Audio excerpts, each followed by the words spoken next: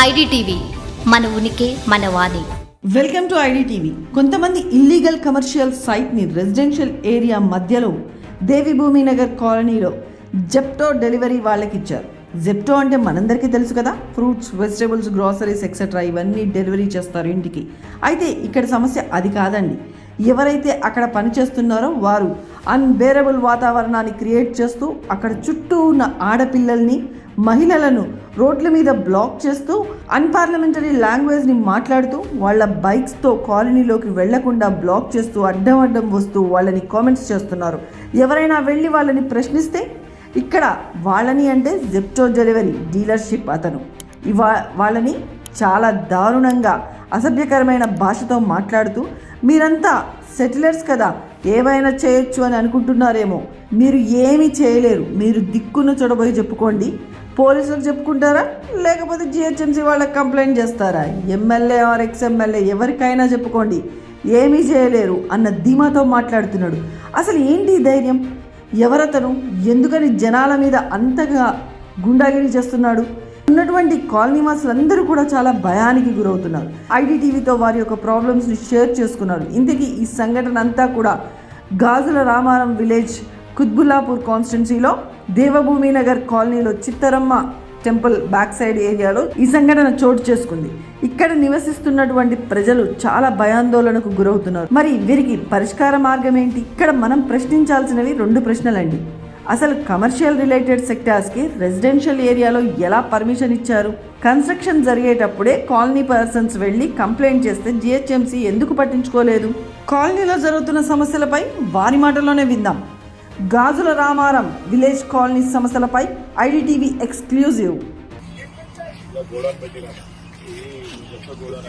పెట్టి వాళ్ళు కమర్షియల్గా ఇచ్చుకున్నారు. మాకు ఫస్ట్ ఏం కాంట్రవర్సీ ఏం చేయలేదు. ఇక్కడ ఉన్న ఇష్యూస్ ఏంటంటే ఇక్కడ డైలీ న్యూసెన్స్ అనేది క్రియేట్ అయిపోతుంది. లేడీస్ బయటకు వెళ్ళి తిరగడానికి ఇబ్బంది అవుతుంది.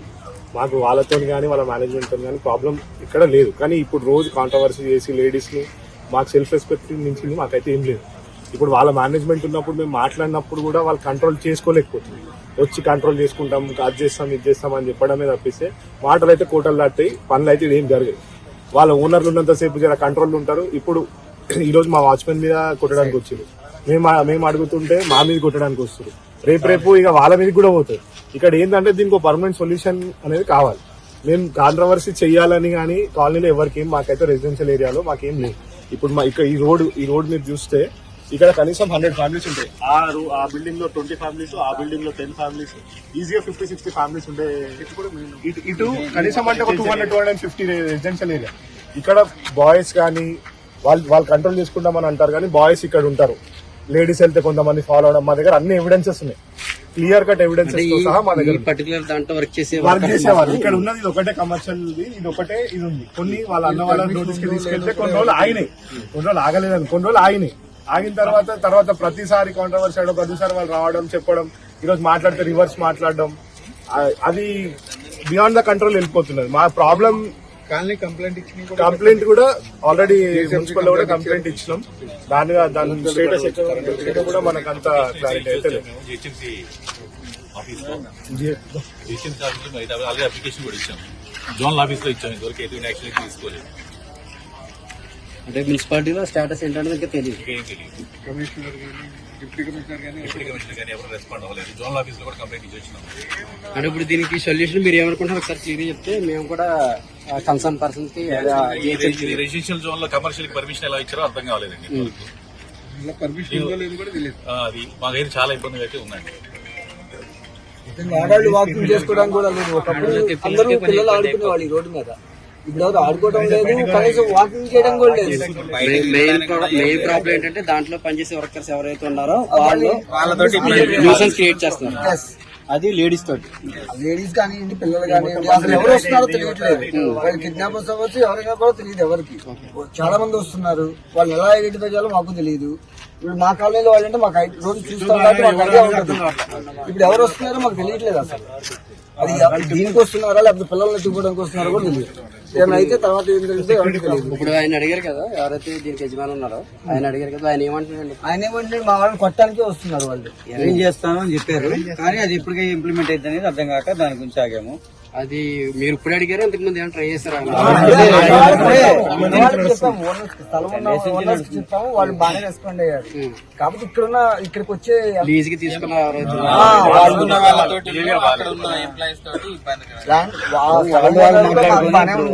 మాకు ఇబ్బంది ఏం లేదు. కాకపోతే అక్కడ ఉన్న ఈ మెయింటైన్ చేసే వాళ్ళతోనే ప్రాబ్లం. వాళ్ళు సరిగ్గా రెస్పాన్స్ అవ్వరు, ఏదైనా అయితే మేరకు వచ్చేస్తున్నారు. అది ఇక్కడ మా వాళ్ళకు లేడీస్ కు వాళ్ళకి ఇబ్బంది కాకుండా చేస్తే సరిపోతుంది. ఓకే. ఇప్పుడు ఏదైతే మేము బయట తీసుకున్నామో అది మా ఛానల్లో ఇప్పుడు టెలికాస్ట్ చేస్తామన్నా, అది కూడా ఈ కన్సర్న్ పర్సన్స్ ఈ ఏరియా వరకు ఎవరైతే ఇన్ఛార్జ్ కింద ఉన్నారో అది తెలిసి జిహెచ్ఎంసీలో పర్సన్ ఉన్నారు, రియాజ్ అనుకుంటా, ఆయన నేను కన్సల్ట్ చేస్తాను. అసలు స్టేటస్ ఏంటి, నీకు పర్మిషన్ ఉందా లేదా, ఉంటే లేకపోతే ఎందుకు ఇచ్చారు అని నేను అడుగుతాను.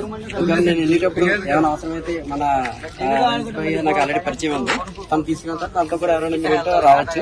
ఒకసారి కూలంకుషంగా అక్కడ వాళ్ళతో చర్చించి ఇవ్వకపోతే పరిస్థితి ఏంటి, ఇక్కడ తీయాలి, ఈ న్యూసెన్స్ అయితే చాలా గట్టిగా ఉందని చెప్పి మనం వాళ్ళ దగ్గర గట్టిగా మాట్లాడడం. ఇక వేరే ఎవరి దగ్గర మాట్లాడిన ఛాన్స్ డైరెక్ట్గా జిహెచ్ఎం దగ్గర కూర్చుందాం, మాట్లాడదాం, తెలుసుకుందాం. ఓకేనా?